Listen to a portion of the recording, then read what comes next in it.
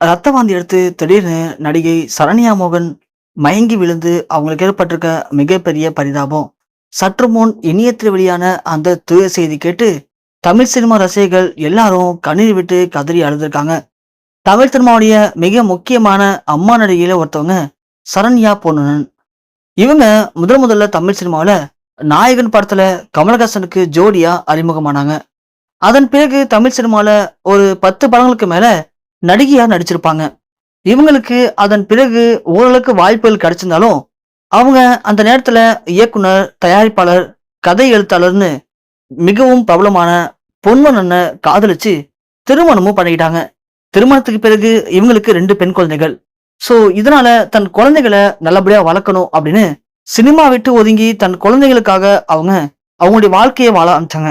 அவங்களுடைய மகள்கள் 2 பேருமே நல்லபடியா படிக்க வச்சு டாக்டர் ஆக்குனாங்க. தன்னை மாதிரியே சினிமாவில் சாதிக்க போறது ஒண்ணுமே இல்லை. நானும் தன் கணவரும் சினிமாவில் நிறையவே சாதிச்சிட்டோம். அதனால நீங்க நல்லா படிச்சு மக்களுக்கு நல்லது பண்ணணும் அப்படின்னு டாக்டரா ஆக்கிட்டாங்க. அதன் பிறகு சரண்யா மீண்டும் ஆசைப்பட்டு சினிமால வாய்ப்பு தந்தாங்க. அந்த நேரத்துல அவங்களுக்கு கிடைச்சது என்னமோ அம்மா கதாபாத்திரம் தான்.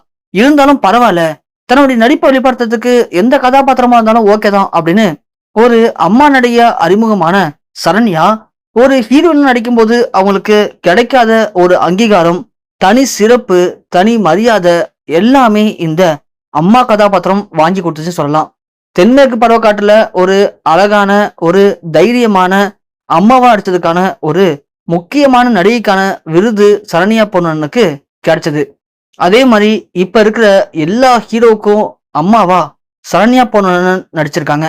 அது மட்டும் இல்லாம சரண்யா பொன்வண்ணன் இது வரைக்கும் அவங்களுடைய சினிமா கரியர்ல ஹீரோயின் நடிச்சது என்னமோ ஒரு 10 படம் தான்.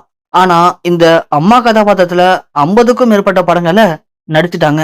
ஒரு ஹீரோயினா கிடைக்காத எல்லா அங்கீகாரமும் இவங்களுக்கு ஒரு அம்மா நடிகையா சினிமாவில கிடைச்சிருக்கு.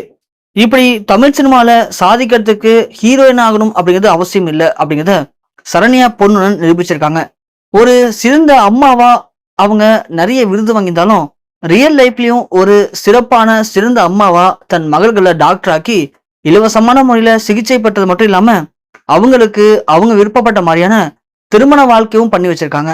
ஸோ 2 மகள்களுக்குமே அவங்களுக்கு பிடிச்ச மாதிரி டாக்டர் மாப்பிள்ளைய பார்த்து திருமணமும் பண்ணி வச்சுட்டாங்க சரண்யா பொன்வண்ணன். ரீசெண்டா இடையில அவங்களுடைய மகள் திருமணத்துக்காக எந்த படத்துலயும் கமிட் ஆகாம இருந்த சரண்யா இப்போ மீண்டும் படங்கள்ல நடிக்க ஆரம்பிச்சிருக்காங்க.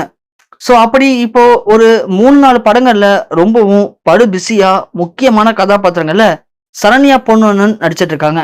அவங்களுக்கு ரீசெண்டா ஏதோ உடல்நிலையில சில பிரச்சனைகள் ஏற்பட்டு அதன் காரணமா சில சிகிச்சைகளும் பெற்று வந்துட்டு இருக்காங்க. அந்த நேரத்துல திடீர்னு அவங்களுக்கு ஷூட்டிங் ஸ்பாட்ல நடிச்சிட்டு இருக்கும் போதே ரத்த வாந்தி எடுத்து மயங்கி சுருண்டு விழுந்திருக்காங்க.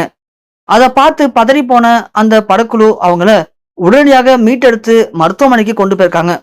கொண்டு போன பாதி வழியில அவங்களுக்கு ஏற்பட்டிருக்க மிகப்பெரிய துயரம் தான் ஒட்டுமொத்த தமிழ் சினிமாவையும் உச்சக்கட்ட சோகத்துல மூழ்க வச்சிருக்கு.